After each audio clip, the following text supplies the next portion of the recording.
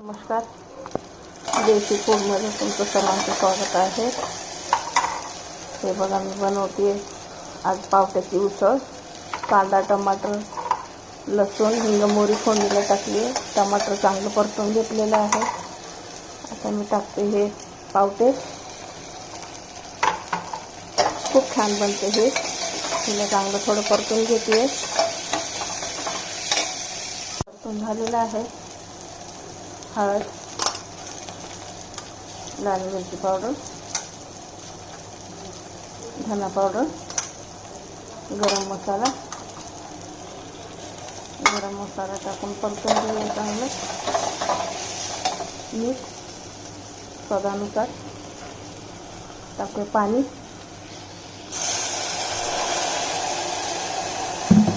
आणि ह्याला परतून शिट्टी लावायची. 2 शिट्ट्या झाल्या